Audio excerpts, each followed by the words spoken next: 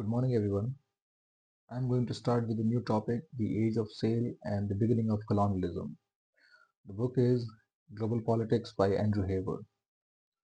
And इससे पहले we talk about the background. So, human emerged on this planet around 300,000 years ago in African continent. Then we went through three stages of stone cultures by the name Paleolithic, followed by Mesolithic, and culminated at Neolithic. And these stages were about stone tools. Then Neolithic, it is termed as the first revolution of mankind because of attributes such as it led to the first instance and development of agriculture, it led to the development of domestication, it gradually gave way to the permanent settlement and sedentary lifestyle, permanent settlements and sedentary lifestyle.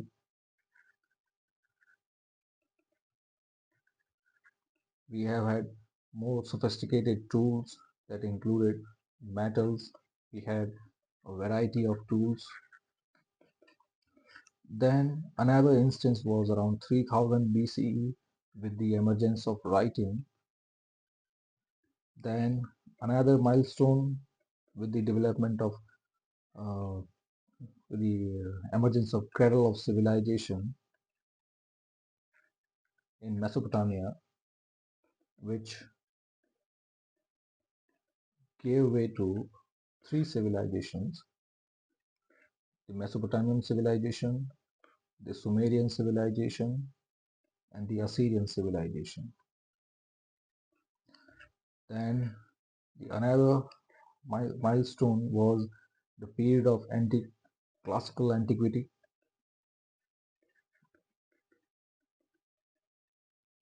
around 1000 BCE, which led to multiple centers of civilization in the region of Afro-Eurasia, such as the Egyptian civilization, the civilization in Greece, in Rome, in many parts of Europe, in Indian civilization, the Chinese civilization, Eastern civilization. So multiple centers of civilization emerged. Then from this time to the medieval century, all these centers of civilization, they started having flourishing cultural and trade contact, cultural and trade contacts. But such contact, they were dealt a death blow by the occurrence of Black Death or the plague pandemic in 19 in the 14th century. Plague pandemic. ये pandemic हमारे pandemic जैसे थे, similar to the COVID-19 pandemic. So हमने भी देखा था कि COVID-19 during the COVID-19 pandemic we were locked down and the whole global supply chain was affected.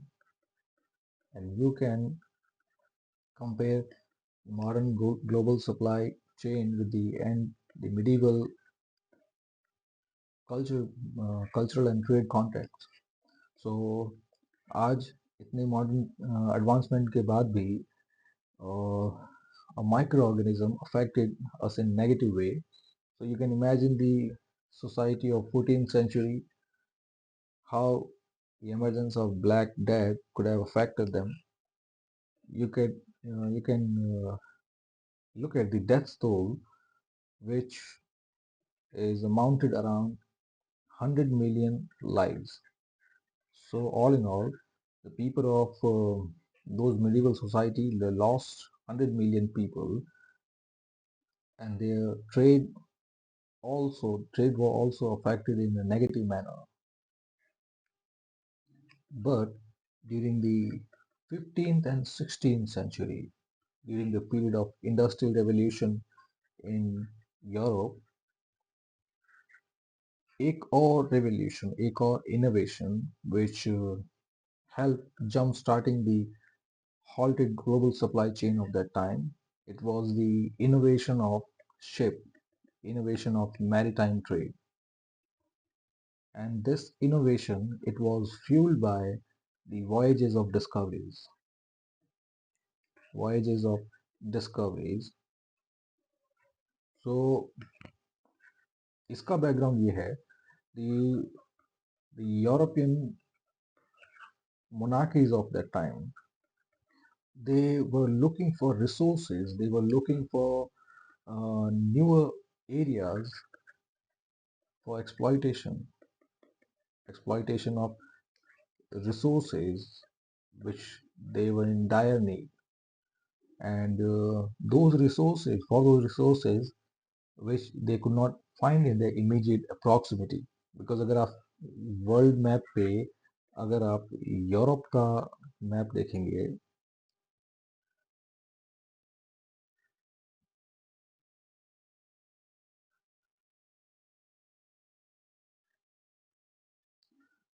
This is north America, south America, Africa, ये Eurasia, this one is Australia, and now this Ural and this divide between Asia and Europe, a set of three mountain chains such as the Ural, the Appalachians, and the Ural, the Latian, and the Steppes.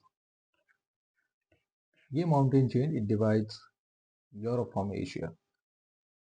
So अब this part of the planet by the name the continent of Europe, it is a land of fragmented polity, not only fragmented polity but fragmented geography as well.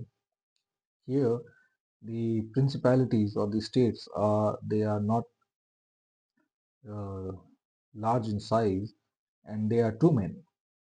So for that reason, the people, especially the rulers, the emperors of this region, they needed newer resources. So for which they started the voyages of discovery. The rulers themselves, they sponsor, they finance all those discoveries. और ये है कि Columbus की discovery के पहले there were thousands of voyages, the thousands of ships that were sent in all direction, and out of thousands, none returned, or a few of those returned, they were without any results. So, but still, they kept financing those voyages. So, from the perspective of this chapter, this innovation, it led to the age of sail. This age of sail, it revived the global interaction one more time after the debilitating effects of the Black Death. So maritime trade, it also led to another instance of or the restarting of global interaction. But इसके साथ ही the age of sail, it also started the age of colonialism. और वो कैसे है? Let's go back to the chapter. So there's innovations in 15th and 16th century of large seaworthy vessels. They inaugurated an age of sail that would last until 19th century. So for societies in Asia and Europe which had been decimated by the Black Death, which cost around 100 million lives, this maritime age it revived and accelerated global trade and interaction. So one of the famous voyages of discovery was the sail of or the voyage of Christopher Columbus, who in 1492 sailed from Spain to the East Indies and instead landed at the Caribbean island. And then, on making landfall, Columbus unfurled the flag of the Spanish monarch. So here you can see the first instance of attitude of colonialism.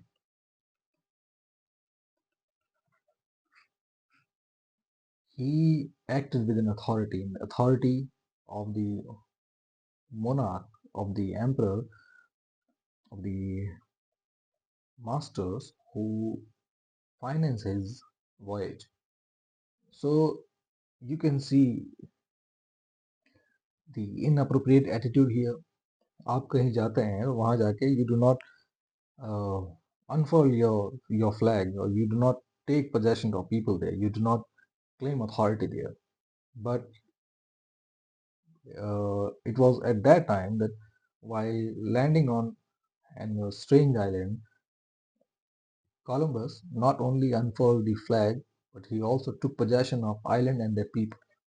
And then his description of the indigenous people was simple, unarmed, and he also added that they would be good servants. So you can see another instance of colonialism here.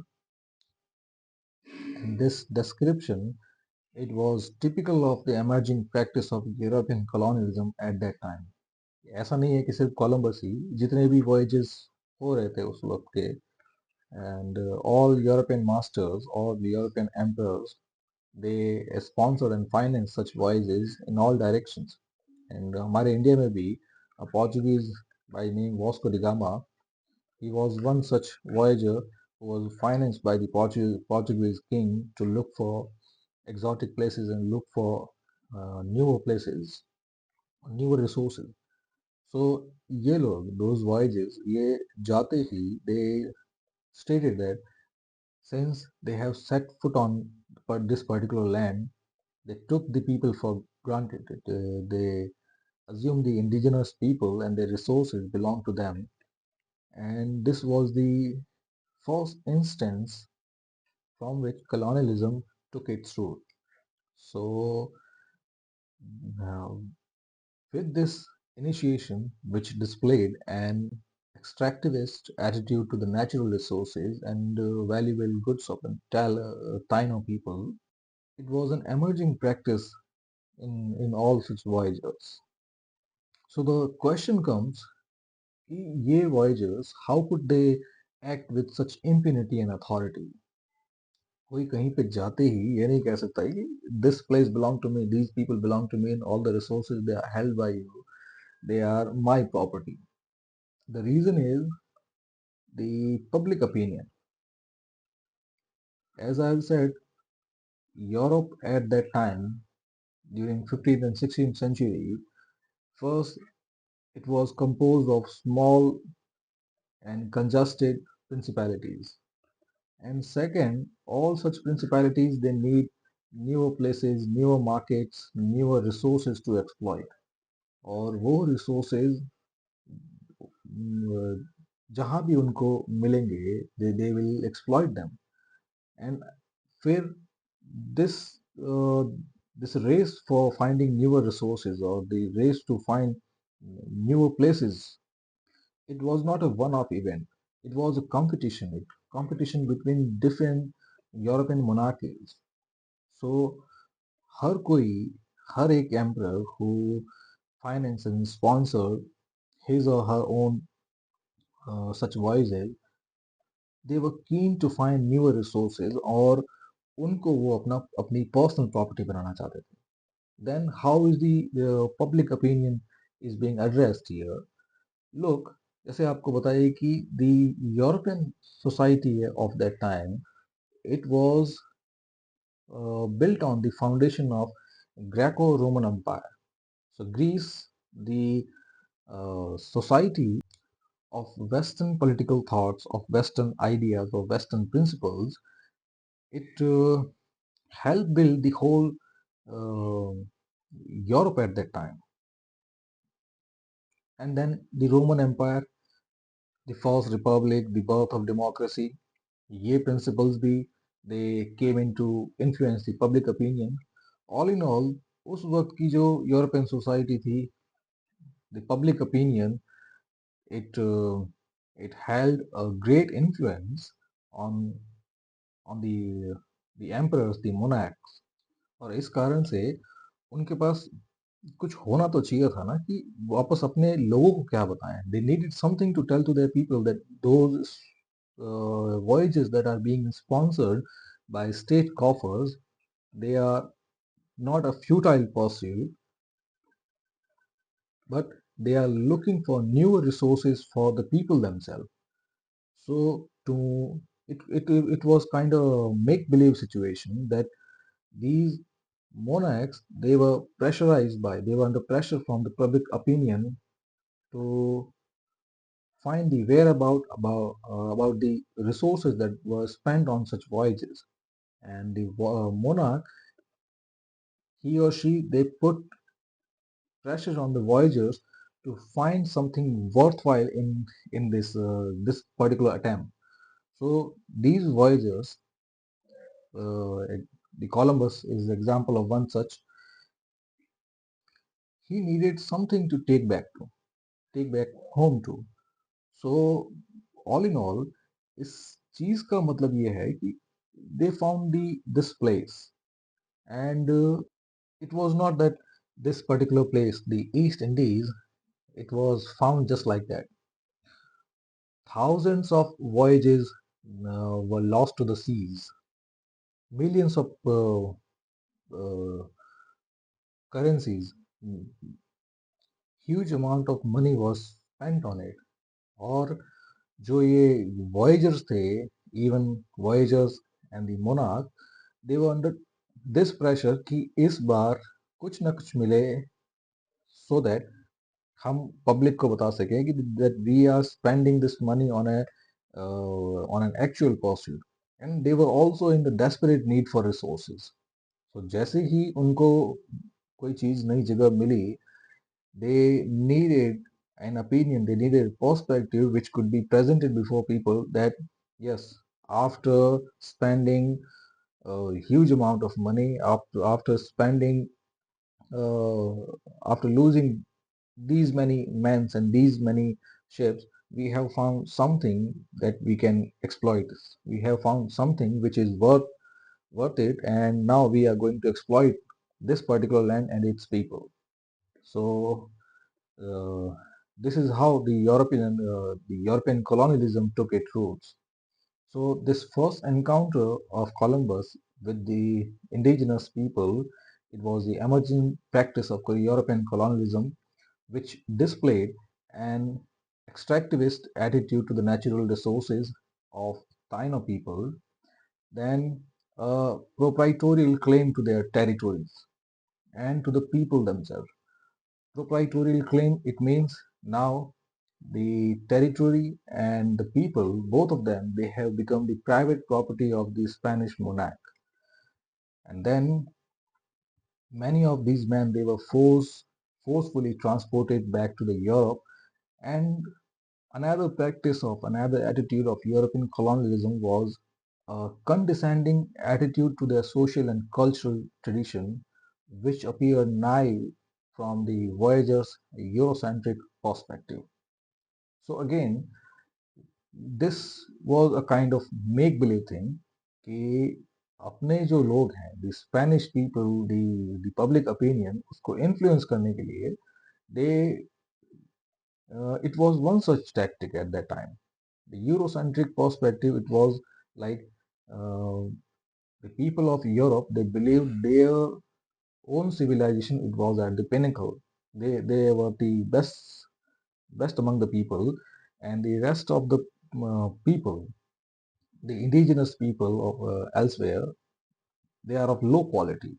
Their civilization is still in infancy or still in the developing stage, in the budding stage. And so it was worthwhile for them to have this condescending attitude. Condescending means to look down upon, to have a negative attitude, to have an abhorrent attitude towards the social and cultural practices of other people.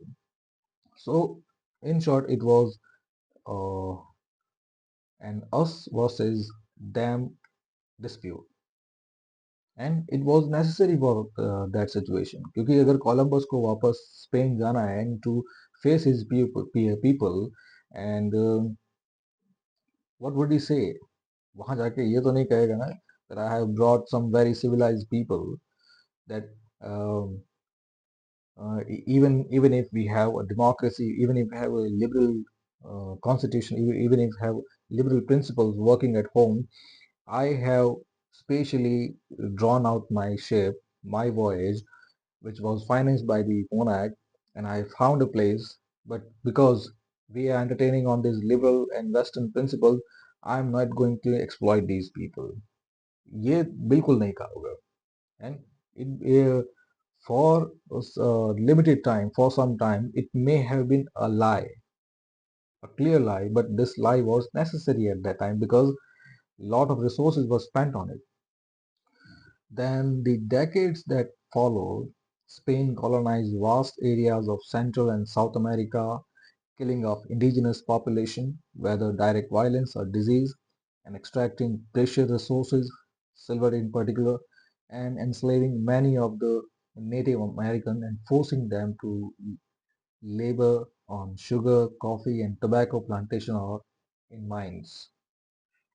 Meanwhile, Portugal, uh, another such European colonial country, whose famous explorer Ferdinand Magellan, he successfully sailed to the East Indies by early 16th century and similarly colonized and exploited the lands and people of eastern part of South America that would become Brazil. So यहाँ पे एक chain reaction देख सकते हैं. First Spain, then Portugal, and this will be followed in suit by other European powers. So only later in 16th century did other European power begin their own serious effort at colonization of New World. So you can see here how the whole situation, the whole exploitation started in the first place. Then chain reaction में England, France, Netherlands, Iberian, Portuguese, also the examples of similar colonial mindset. So the voyage of discovery and the early phase of European colonialism, they are also described as the very earliest form of globalization.